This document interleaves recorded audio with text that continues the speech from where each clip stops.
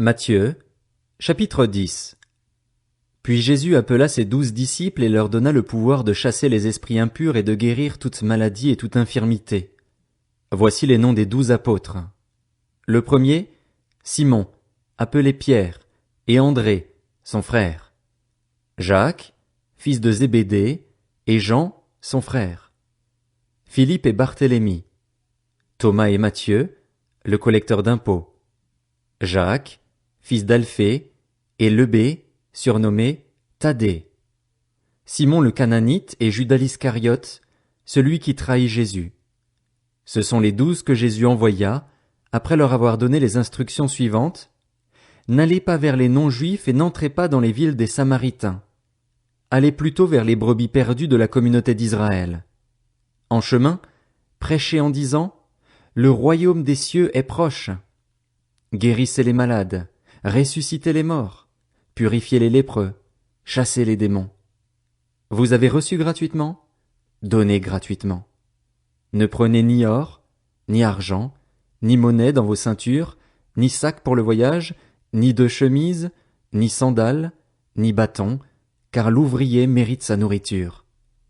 Dans chaque ville ou village où vous arrivez, informez-vous pour savoir qui est digne de vous accueillir et restez chez lui jusqu'à votre départ. En entrant dans la maison, saluez ses habitants et, s'ils en sont dignes, que votre paix vienne sur eux. Mais, s'ils n'en sont pas dignes, que votre paix revienne à vous. Lorsqu'on ne vous accueillera pas et qu'on n'écoutera pas vos paroles, sortez de cette maison ou de cette ville et secouez la poussière de vos pieds. Je vous le dis en vérité, le jour du jugement, le pays de Sodome et de Gomorrhe sera traité moins sévèrement que cette ville-là. Voici que je vous envoie comme des brebis au milieu des loups. Soyez donc prudents comme les serpents et purs comme les colombes. Méfiez-vous des hommes, car ils vous livreront aux tribunaux et vous fouetteront dans leurs synagogues. À cause de moi, vous serez conduits devant des gouverneurs et devant des rois pour leur apporter votre témoignage, à eux et aux non-juifs. Mais, quand on vous fera arrêter, ne vous inquiétez ni de la manière dont vous parlerez ni de ce que vous direz. Ce que vous aurez à dire vous sera donné au moment même. En effet, ce n'est pas vous qui parlerez, c'est l'Esprit de votre Père qui parlera en vous. Le frère livrera son frère à la mort et le père son enfant. Les enfants se soulèveront contre leurs parents et les feront mourir. Vous serez détestés de tous à cause de mon nom, mais celui qui persévérera jusqu'à la fin sera sauvé. Quand on vous persécutera dans une ville, fuyez dans une autre. Je vous le dis en vérité, vous n'aurez pas fini de parcourir les villes d'Israël avant que le Fils de l'homme ne vienne.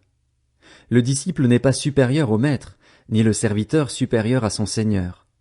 Il suffit au disciple d'être traité comme son maître, et au serviteur comme son Seigneur. S'ils ont appelé le maître de la maison Béelzébul, ils appelleront d'autant plus volontiers ainsi les gens de sa maison. N'ayez donc pas peur d'eux, car il n'y a rien de caché qui ne doive être découvert, ni de secret qui ne doivent être connus. Ce que je vous dis dans les ténèbres, dites-le en plein jour, et ce qui vous est dit à l'oreille, proclamez-le sur les toits. Ne redoutez pas ceux qui tuent le corps mais qui ne peuvent pas tuer l'âme. Redoutez plutôt celui qui peut faire périr l'âme et le corps en enfer. Ne vend-on pas 2 moineaux pour une petite pièce? Cependant, pas un ne tombe par terre sans l'accord de votre Père. Même vos cheveux sont tous comptés. N'ayez donc pas peur, vous valez plus que beaucoup de moineaux. C'est pourquoi, toute personne qui se déclarera publiquement pour moi, je me déclarerai moi aussi pour elle devant mon Père céleste. Mais celui qui me reniera devant les hommes, je le renierai moi aussi devant mon Père céleste. Ne croyez pas que je sois venu apporter la paix sur la terre. Je ne suis pas venu apporter la paix, mais l'épée, car je suis venu mettre la division entre l'homme et son père, entre la fille et sa mère, entre la belle-fille et sa belle-mère, et l'on aura pour ennemis les membres de sa famille. Celui qui aime son père ou sa mère plus que moi n'est pas digne de moi, et celui qui aime son fils ou sa fille plus que moi n'est pas digne de moi. Celui qui ne prend pas sa croix et ne me suit pas n'est pas digne de moi. Celui qui conservera sa vie la perdra, et celui qui perdra sa vie à cause de moi la retrouvera. Si quelqu'un vous accueille, c'est moi qui l'accueille, et celui qui m'accueille accueille celui qui m'a envoyé. Celui qui accueille un prophète en qualité de prophète recevra une récompense de prophète, et celui qui accueille un juste en qualité de juste recevra une récompense de juste. Et si quelqu'un donne à boire ne serait-ce qu'un verre d'eau froide à l'un de ses petits parce qu'il est mon disciple, je vous le dis en vérité, il ne perdra pas sa récompense. Matthieu, chapitre 11. Lorsque Jésus eut fini de donner ses instructions à ses 12 disciples, il partit de là pour enseigner et prêcher dans leur ville. Or, dans sa prison, Jean avait entendu parler de ce que faisait Christ. Il envoya 2 de ses disciples lui demander « Es-tu celui qui doit venir ou devons-nous en attendre un autre ?» Jésus leur répondit « Allez rapporter à Jean ce que vous entendez et ce que vous voyez. Les aveugles voient, les boîtes marchent, les lépreux sont purifiés, les sourds entendent, les morts ressuscitent et la bonne nouvelle est annoncée aux pauvres. Heureux celui pour qui je ne représenterai pas un obstacle. » Comme il s'en allait, Jésus se mit à dire à la foule au sujet de Jean « Qu'êtes-vous allé voir au désert? Un roseau agité par le vent? Mais qu'êtes-vous allé voir? Un homme habillé de tenues élégantes? Ceux qui portent des tenues élégantes sont dans les maisons des rois. Qu'êtes-vous donc allé voir? Un prophète? Oui, je vous le dis, et plus qu'un prophète, car c'est celui à propos duquel il est écrit « Voici, j'envoie mon messager devant toi pour te préparer le chemin. » Je vous le dis en vérité, parmi ceux qui sont nés de femmes, il n'est venu personne de plus grand que Jean-Baptiste. Cependant, le plus petit dans le royaume des cieux est plus grand que lui. Depuis l'époque de Jean-Baptiste jusqu'à présent, le royaume des cieux est assailli avec force, et des violents s'en emparent. En effet, tous les prophètes et la loi ont prophétisé jusqu'à Jean. Si vous voulez bien l'accepter, c'est lui, l'Élie, qui devait venir. Que celui qui a des oreilles pour entendre entende. À qui comparerai-je cette génération? Elle ressemble à des enfants assis sur des places publiques et qui s'adressent à d'autres enfants en disant « Nous vous avons joué de la flûte et vous n'avez pas dansé. Nous vous avons entonné des chants funèbres et vous ne vous êtes pas lamentés. » En effet, Jean est venu, il ne mange pas et ne boit pas, et l'on dit « Il a un démon. » Le Fils de l'homme est venu, il mange et il boit, et l'on dit « C'est un glouton et un buveur, un ami des collecteurs d'impôts et des pécheurs. » Mais la sagesse a été reconnue juste par ses enfants. Alors Jésus se mit à faire des reproches aux villes dans lesquelles avaient eu lieu la plupart de ces miracles, parce qu'elles n'avaient pas changé d'attitude. Malheur à toi, Chorazin, malheur à toi, Bethsaïda, car si les miracles accomplis au milieu de vous l'avaient été dans Tyr et dans Sidon, il y a longtemps que leurs habitants se seraient repentis, habillés d'un sac et assis dans la cendre. C'est pourquoi je vous le dis, le jour du jugement, Tyr et Sidon seront traités moins sévèrement que vous. Et toi, Capernaüm, seras-tu élevé jusqu'au ciel? Non. Tu seras abaissé jusqu'au séjour des morts, car si les miracles accomplis au milieu de toi l'avaient été dans Sodome, elles subsisteraient encore aujourd'hui. C'est pourquoi je vous le dis, le jour du jugement, le pays de Sodome sera traité moins sévèrement que toi. À ce moment-là, Jésus prit la parole et dit, « Je te suis reconnaissant, Père, Seigneur du ciel et de la terre, de ce que tu as caché ces choses aux sages et aux intelligents et les as révélées aux enfants. Oui, Père, je te suis reconnaissant car c'est ce que tu as voulu. Mon Père m'a tout donné, et personne ne connaît le Fils, si ce n'est le Père. Personne non plus ne connaît le Père, si ce n'est le Fils et celui à qui le Fils veut le révéler. Venez à moi, vous tous qui êtes fatigués et courbés sous un fardeau, et je vous donnerai du repos. Acceptez mes exigences et laissez-vous instruire par moi, car je suis doux et humble de cœur, et vous trouverez le repos pour votre âme. En effet, mes exigences sont bonnes et mon fardeau léger. » Matthieu, chapitre 12. À cette époque-là, Jésus traversa des champs de blé un jour de sabbat. Ses disciples, qui avaient faim, se mirent à arracher des épis et à manger. À cette vue, les pharisiens lui dirent « Regarde, tes disciples font ce qui n'est pas permis de faire pendant le sabbat. » Mais Jésus leur répondit « N'avez-vous pas lu ce qu'a fait David lorsqu'il a eu faim, lui et ses compagnons? Il est entré dans la maison de Dieu et a mangé les pains consacrés que ni lui ni ses compagnons n'avaient le droit de manger et qui étaient réservés aux prêtres seuls. Ou n'avez-vous pas lu dans la loi que, les jours de sabbat, les prêtres violent le sabbat dans le temple sans se rendre coupables? Or je vous le dis, il y a ici plus grand que le temple. Si vous saviez ce que signifie « Je désire la bonté et non les sacrifices », vous n'auriez pas condamné des innocents. En effet, le Fils de l'homme est le Seigneur du sabbat. Jésus partit de là et entra dans la synagogue.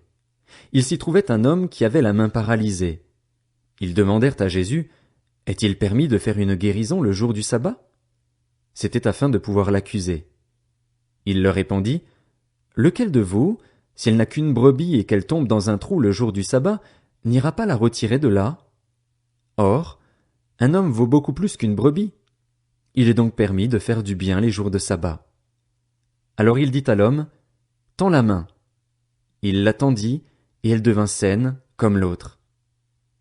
Les pharisiens sortirent et tinrent conseil sur les moyens de le faire mourir. Jésus le sut et s'éloigna de là. Une grande foule le suivit. Il guérit tous les malades et leur recommanda sévèrement de ne pas le faire connaître, afin que s'accomplisse ce que le prophète Ésaïe avait annoncé. « Voici mon serviteur que j'ai choisi, mon bien-aimé qui a toute mon approbation. Je mettrai mon esprit sur lui, et il annoncera la justice aux nations. Il ne contestera pas, il ne criera pas, et personne n'entendra sa voix dans les rues. Il ne cassera pas le roseau abîmé et n'éteindra pas la mèche qui fume encore, jusqu'à ce qu'il ait fait triompher la justice. Les nations espéreront en son nom. » Alors on lui amena un démoniaque aveugle et muet, et il le guérit, de sorte que le muet parlait et voyait. Toute la foule disait, étonnée, « N'est-ce pas là le fils de David ?» Lorsque les pharisiens entendirent cela, ils dirent, « Cet homme ne chasse les démons que par Béelzébul, le prince des démons. » Comme Jésus connaissait leurs pensées, il leur dit, « Tout royaume confronté à des luttes internes est dévasté, et aucune ville ou famille confrontée à des luttes internes ne peut subsister. Si Satan chasse Satan, il lutte contre lui-même. Comment donc son royaume subsistera-t-il? Et si moi, je chasse les démons par Béelzébul, vos disciples, par qui les chassent-ils? C'est pourquoi ils seront eux-mêmes vos juges. Mais si c'est par l'Esprit de Dieu que je chasse les démons, alors le royaume de Dieu est venu jusqu'à vous. Ou encore, comment quelqu'un peut-il entrer dans la maison d'un homme fort et piller ses biens, s'il n'a pas d'abord attaché cet homme fort? Alors seulement il pillera sa maison. Celui qui n'est pas avec moi est contre moi, et celui qui ne rassemble pas avec moi disperse. C'est pourquoi je vous dis, tout péché, tout blasphème sera pardonné aux hommes, mais le blasphème contre l'Esprit ne leur sera pas pardonné. Celui qui parlera contre le Fils de l'homme, cela lui sera pardonné. Mais celui qui parlera contre le Saint-Esprit, le pardon ne lui sera accordé ni dans le monde présent ni dans le monde à venir. Dites que l'arbre est bon et que son fruit est bon, ou bien dites que l'arbre est mauvais et que son fruit est mauvais, car on reconnaît l'arbre à son fruit. Race de vipères, comment pourriez-vous dire de bonnes choses, mauvais comme vous l'êtes? En effet, la bouche exprime ce dont le cœur est plein. L'homme bon tire de bonnes choses de son bon trésor et l'homme mauvais tire de mauvaises choses de son mauvais trésor. Je vous le dis, le jour du jugement, les hommes rendront compte de toute parole inutile qu'ils auront prononcée. En effet, d'après tes paroles tu seras déclaré juste et d'après tes paroles tu seras condamné. Alors quelques-uns des spécialistes de la loi et des pharisiens prirent la parole et dirent, « Maître, nous voudrions voir un signe miraculeux de ta part. » Il leur répondit, « Une génération mauvaise et adultère réclame un signe miraculeux. Il ne lui sera pas donné d'autre signe que celui du prophète Jonas. En effet, de même que Jonas fut 3 jours et 3 nuits dans le ventre d'un grand poisson, de même le Fils de l'homme sera 3 jours et 3 nuits dans la terre. Lors du jugement, les habitants de Ninive se lèveront avec cette génération et la condamneront, parce qu'ils ont changé d'attitude à la prédication de Jonas. Or, il y a ici plus que Jonas. Lors du jugement, la reine du Midi se lèvera avec cette génération et la condamnera, parce qu'elle est venue des extrémités de la terre pour entendre la sagesse de Salomon. Or, il y a ici plus que Salomon. Lorsqu'un esprit impur est sorti d'un homme, il va dans des endroits arides pour chercher du repos, et il n'en trouve pas. Alors il dit, « Je retournerai dans ma maison, d'où je suis sorti. » À son arrivée, il la trouve vide, balayée et bien rangée. Alors il s'en va prendre avec lui 7 autres esprits plus mauvais que lui. Ils entrent dans la maison, s'y installent, et la dernière condition de cet homme est pire que la première. Il en ira de même pour cette génération mauvaise. Comme Jésus parlait encore à la foule, sa mère et ses frères, qui étaient dehors, cherchaient à lui parler. Quelqu'un lui dit, « Ta mère et tes frères sont dehors et cherchent à te parler. » Mais Jésus répondit à celui qui lui parlait, « Qui est ma mère et qui sont mes frères ?» Puis il tendit la main vers ses disciples et dit, « Voici ma mère et mes frères. En effet, celui qui fait la volonté de mon Père céleste, celui-là est mon frère, ma sœur, ma mère.